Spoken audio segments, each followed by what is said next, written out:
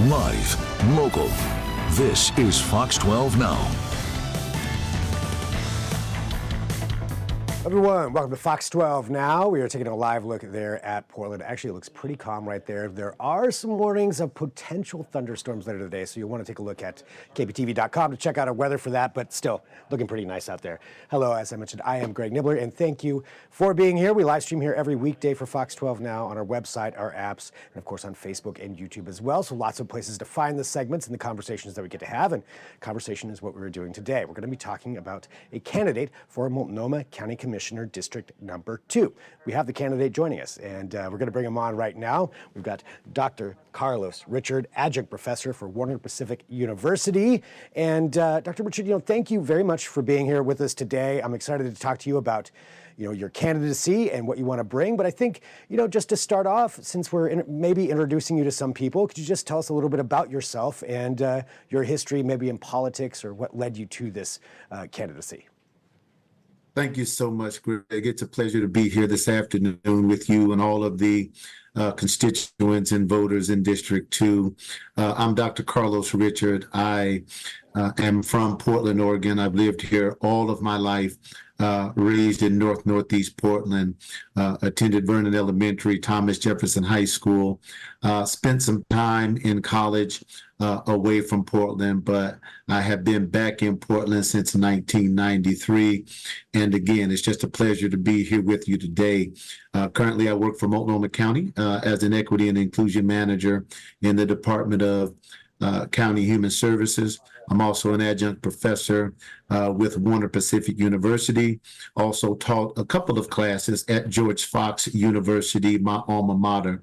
And again, I'm running for this seat because I think youth and working families need a voice to support and advocate for them as we continue to navigate through some pretty tough terrain around 3 major issues: homelessness, the fentanyl crisis, and of course, addictions and mental health challenges that so many of our community members face at this particular juncture. Mentioning something that you just brought up there as far as, lifelong Oregonian, came back there in the early 90s. So you've been here for a long time and you've seen some of those changes that Portland has gone through, both good and bad. So looking at it from that, do you feel that that gives you any kind of an advantage or more insight into what is needed for those changes that you mentioned? Man, I think that's a great question. And I think it does give me a tactical advantage. I think it gives me a strategical advantage as well. And it also gives me a lived experience advantage that I don't think any other candidate has at this particular time. I've been in Portland, of course, all my life. I've seen the changes with respect to the gang violence. I know we talk a lot about the fentanyl crisis now, but many of us in the Portland area can remember, Greg, the crack cocaine epidemic that swept through Northeast Portland, as well as other major cities in the nation as well. Again, we mentioned the gang violence. We mentioned the separation of families. We mentioned the death of so many of our community members because of the perennial issues that continue to happen in Portland. And so here we are today, right? Again, 50 plus years in Portland. And now, again, we're looking at fentanyl, we're looking at homelessness, we're looking at a devastated and depleted community that is in need of a voice. And there must be a balance, Greg. Yes, I will support efforts to deal with homelessness, efforts to deal with drug addiction, efforts to deal with mental health, efforts to deal with those who are unhoused. But that must be balanced with an effort to also represent youth and working families, youth who have to walk through these neighborhoods to get to school, and parents who are transporting their kids through these neighborhoods to get to schools. Issues with downtown Portland. I work in downtown Portland, Greg, and since the pandemic, I've seen so many businesses transition out. I know the governor, I know the current chair, I know the current mayor are also trying with great effort to restore downtown back to the prominence that it once had. But Greg, it is going to take a real strategic focus.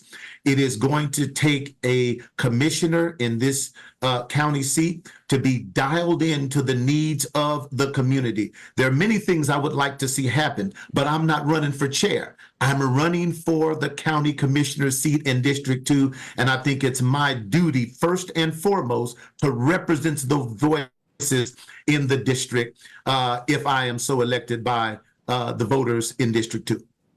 And, you mentioned a number of the issues that are well documented that Portland's going through: fentanyl, houselessness, everything that goes along with that, crime.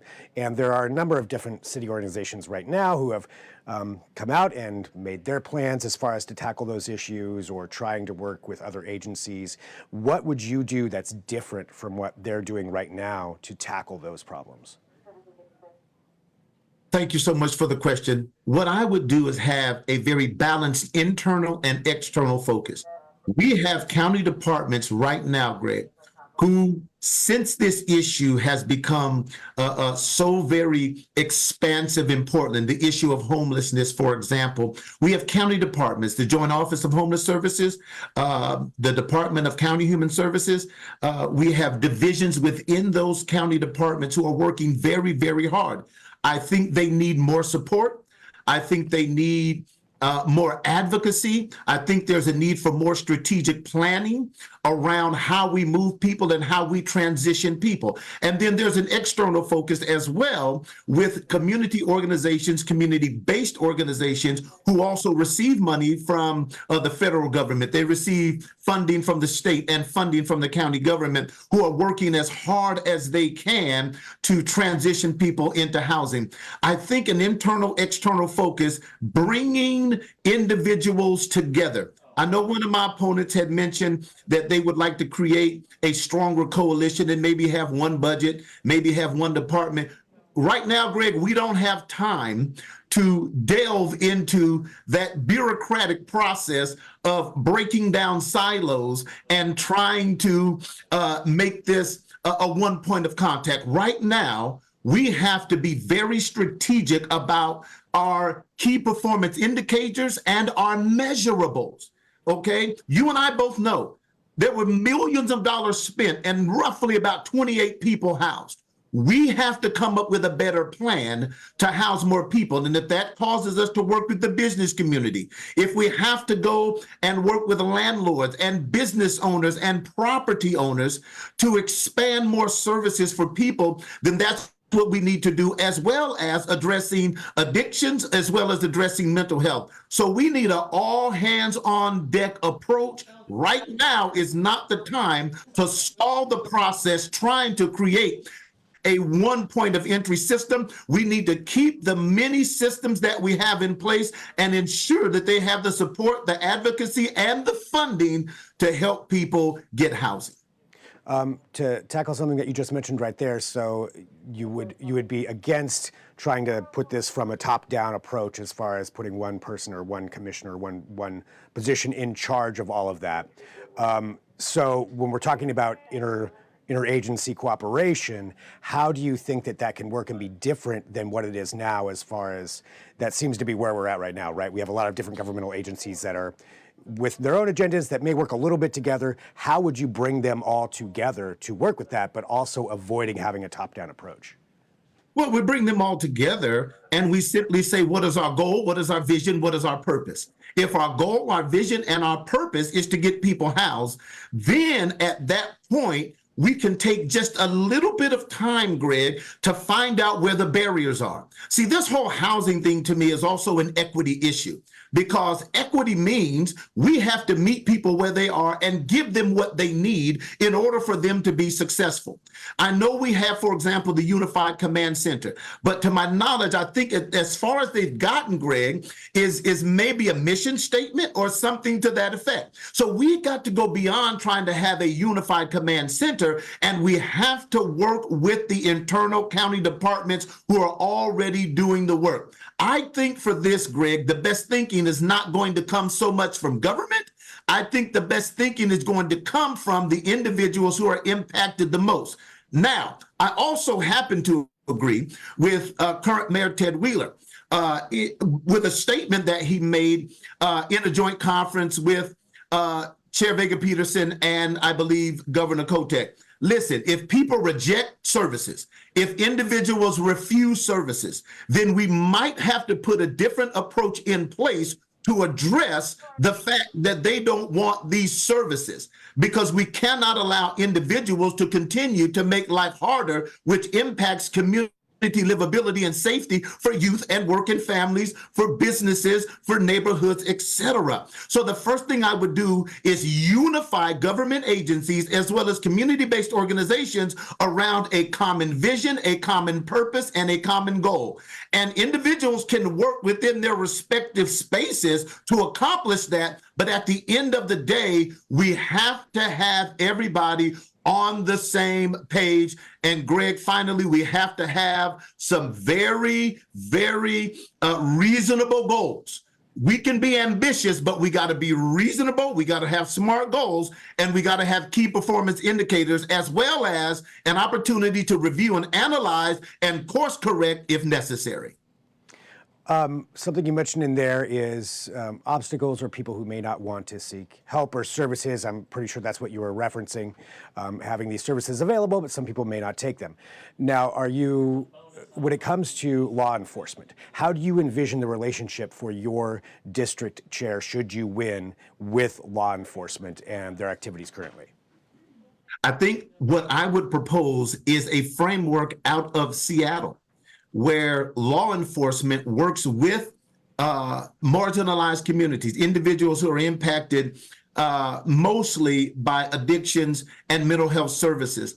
I would advocate for utilizing and expanding the current detox centers we have, and also expanding more opportunities for there to be detox centers, safe rest villages, and spaces where when somebody is in the middle of a crisis and they might have committed a crime, instead of going the law enforcement route first, we can take them to a safe rest village, we can take them to a sobering center, we can take them to a detox center and see if that individual is ready to receive services. If they're not ready to receive services, then we give that individual options.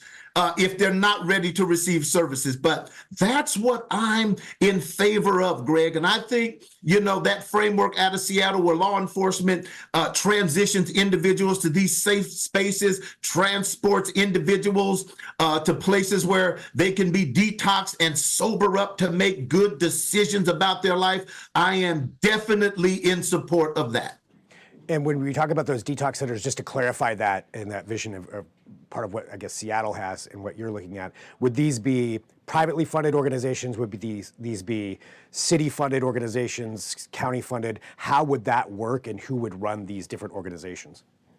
Now, I would definitely lean on the community-based organizations who are already doing that work or doing similar work. The funding is a very great question. Now, this is why I believe I'm the candidate for youth and working families, because as we see it right now, Greg, youth and working families, and more so working adults, are funding these programs, whether they give money to the federal government in terms of taxes, state and local and city. They're funding this. So the first thing I would do, Greg, in terms of a funding investment, I would get a consortium of individuals together, those who are impacted by the current crises that we're experiencing, but also working families, working adults, youth. I would bring educators into this space, administrators into this space, to determine, one, if we're using the current money to the maximum that we should be using it to address the issue without asking for more taxes. I'm also in favor of taking some of the supportive housing tax revenue from Metro, as Marissa Madrigal has proposed, and using some of that, for example, for affordable housing. Whether or not we can take that and divert that money to sobering centers or detox centers, I'm not so sure we can do that. We'd have to have more exploration. But before we actually ask voters for more money, or before we actually spend more money, we have to do a baseline assessment of what's happening with the money, and then make decisions from there on how we expand whatever initiatives we want to expand to help individuals in the district. Dr. Richard, I guess my last question here too, just to bring this all together, since you are up for election for this, you're a candidate for this, you do have opponents in this, some that have some notoriety as far as name recognition. So for that, to that extent, just to give the voters your standing on that, what is it that you would say to voters right now that makes you more that makes you the person to elect for this position? Thank you, Greg. Boots on the ground, lived experience, been in Portland all 52 years of my life. I've seen the highs, I've seen the lows, I've seen the ups, and I've seen the downs. I don't think there is a candidate in this race that has the vision, that has the perspective that I have from my position with lived experience in this district. I know some of my candidates, as you mentioned, they have notoriety just in terms of politics, but it's different when you serve in politics versus having an understanding and heart for the district, because this is the district that raised you. This is the district that brought you up. So from that perspective, I think that makes me the strongest candidate, because I have the best pulse on the needs of voters and constituents in District 2. Well, Doctor, thank you very much for joining me today here too, to have this discussion and also to find out your standing on this and how you would tackle some of these issues that Portland has. I really appreciate your time, and thanks for being here on Fox 12 Now. Thank you so much, Greg. Much appreciated. All right, have a good day. You as well now. All right, and thank you to everybody, too, who is watching the show. Again, this is Fox 12 Now, so I appreciate you being a part of this. We have a lot of different discussions on a wide range of topics on this show, including talking to Dr. Carlos Richard right there, candidate for Multnomah County Commissioner, District Number 2. We continue on here with the show in just a little bit. We're going to switch gears. We are actually, speaking of youth, we're going to be talking to the Westview High School cybersecurity team. So this is a team that we spoke to about a month and a half ago. They were heading to a national competition in D.C., the first team from Oregon to ever do that. They're now back from that, so we're going to discuss their experiences there and how important it is for students to be educated on cybersecurity and everything associated with that. So that's coming up at 1:30 p.m. And I thank you for being a part of this show. So whatever platform you're watching on, you can come right back there. I do recommend that you download the Fox 12 Oregon app on whatever platform you are on, because that is a great way to watch all the Fox 12 Now segments and everything else that we have here at Fox 12 Oregon. But we'll take a quick break. We'll reset. I'll talk to you in about 10 minutes or so. I'll be right back. I'm Greg Nebler. This is Fox 12 Now.